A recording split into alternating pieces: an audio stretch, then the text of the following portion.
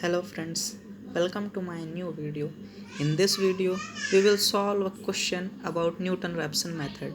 As you can see here, this is an expression which is given in the question x cube minus 3x plus 1 is equal to 0, and we have to solve this expression.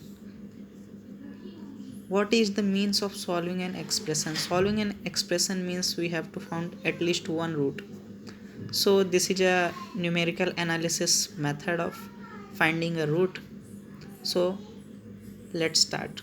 So let us consider two arbitrary points such that at one point the function is positive and at another point it is negative. So let's choose a is equal to 1.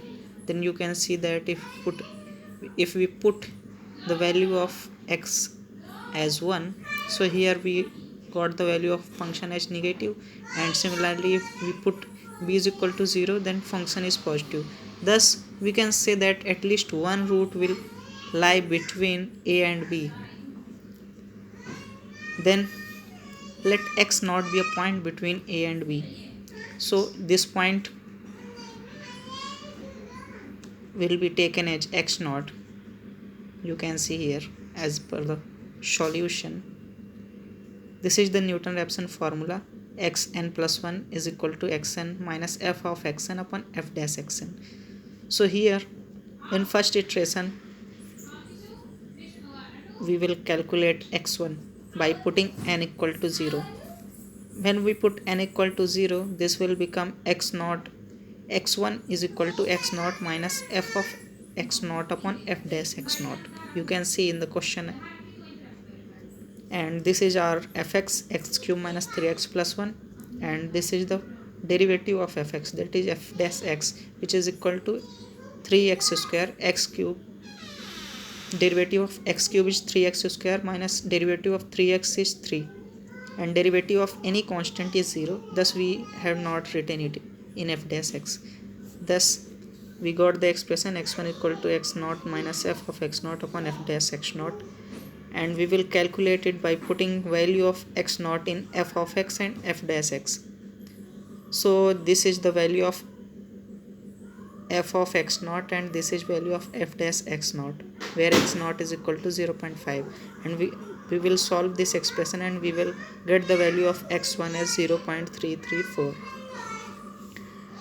We have to use this formula again and again until we got 3 to 4 decimal places same in the consecutive iterations. So let's move to another iteration, that is second iteration. You can see here, you can see in second iteration we have put n equal to 1. Thus the expression become x2 is equal to x1 minus f of x1 upon f dash x1, and we have expressions of fx and f dash x, and in these expression we will put x1 in order to get this value, and after putting this value we get x2 is equal to 0.34722.